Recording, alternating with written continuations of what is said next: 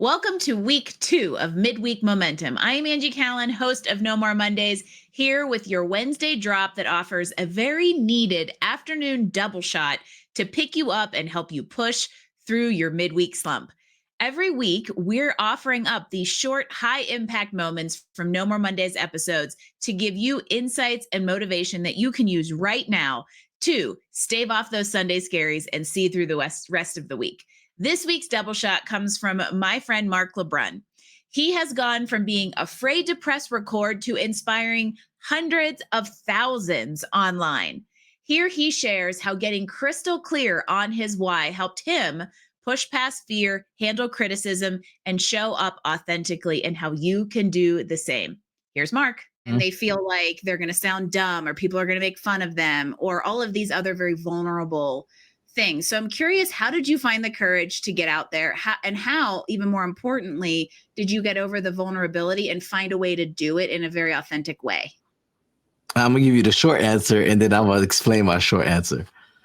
I just kept creating. I just kept putting myself out there.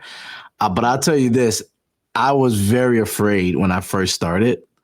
I'm look at me now. I'm a little comfortable talking in front of a camera, even though I know you're right here, Angie, and we're live. But there was a time where I was shaking up before I pressed record. And it was because I knew that I'm putting my voice out there, my personality, my thoughts.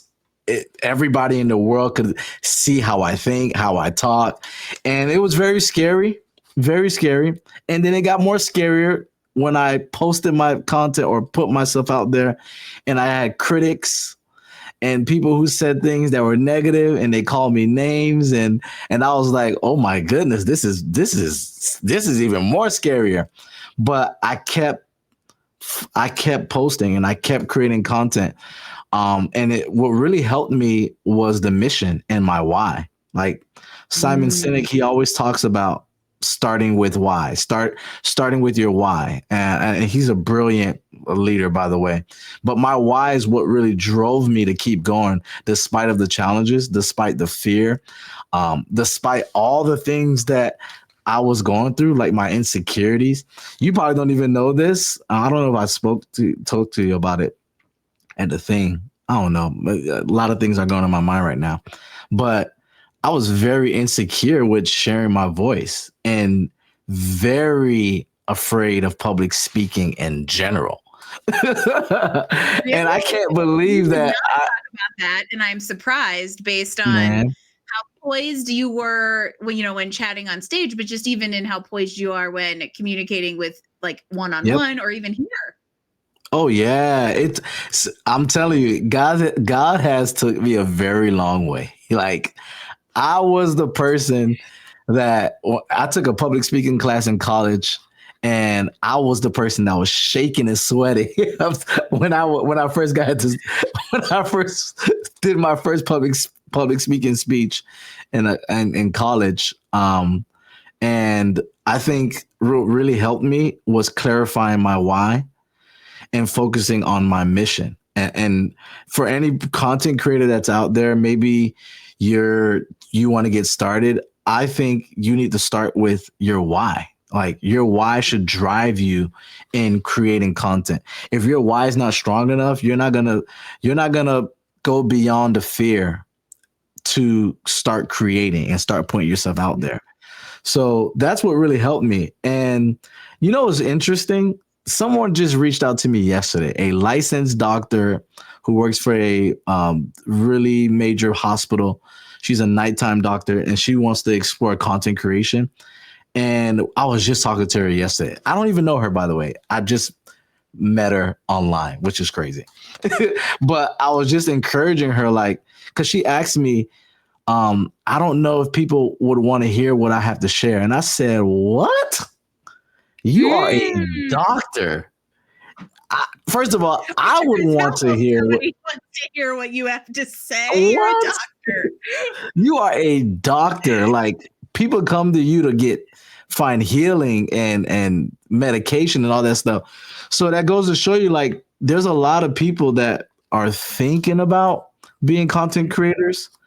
Some people are on the fence. Some people don't want to do it at all. I get it. For those of you who are interested, I would encourage you to do it, but make sure you have a strong why on why you're doing it. Yeah, that conviction or the why or feeling that like purpose or almost like this compulsion, like I can't not do Yeah. it, is Yes. very, very helpful in one, making you say, I know I need to put this out there, and who Mhm. cares whatever anybody else has to say, and dealing with Yep. those words of critic, especially because, in this particular instance, we're talking about a fear of being out there in a very, very Yes. polarizing area, Oh my that of goodness. course, no matter Yes. how tactful or PC you are in your videos, somebody's coming Yes. after you, right? Yes. And without that conviction, it starts to feel very personal, when in actuality, it is not. It is about the other person. They're just That's right. projecting on you. And that can be very That's right. powerful, to having that foundational why when you're starting out this kind of stuff. Yes. I'm curious to know how do you respond when somebody comes with you with their negativity or those Well, trolls? I have also been through a journey. He has a way of doing that. And what I have found is that when you've been in a place of rock bottom, or something that feels like rock bottom, you start to learn what matters and what doesn't matter, and it really thickens the skin, and to the point that like things roll off your back. The threshold of what seems Yes. challenging or what seems critical just Yes. continually raises. And I think that that's the case whether it's social media, whether you own a Mhm. business and you're dealing with challenges in it. We become more and more conditioned through failures and through That's right. learning to be able to tackle things. And I think that also, to tie back to the why, makes us even more committed and rooted in it. That's right. That's so good. That is so good, Angie. Thanks for sharing that. I know you got a platform like this podcast is taking off, and I know some people might like it, and some people might got something to say about it. You got something to say about it? Chat's open, people. Bring it. Ah! I love it. And this is where I don't know how to be anything other than unapologetically Angie. I Right. try to do that without being abrasive, and to be lovingly, tactfully, kindfully direct. Uh, but ultimately, we need to be discussing stuff more. And if you can create a platform for it without being polarizing, but having empathy, our Yeah. whole world, especially our country, would get a whole lot better. And that's why I think it's important that if you feel like you have something to say, it is Mhm. your job, it is your gift, it is your purpose. You Mhm. are called to put it out there, because who are you to keep that from the person who needs to hear it? Woo! That's a masterclass right there. Who are you to keep that from the person who needs to hear it? Oh my gosh.